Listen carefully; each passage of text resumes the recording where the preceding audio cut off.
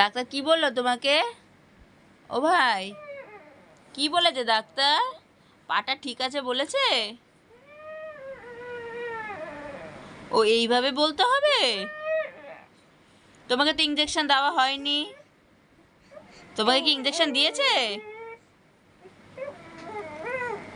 ও ভলু, মাথা তুলে কথা বলো। না এরকম না, এরকম ভাবে কথা হবে না।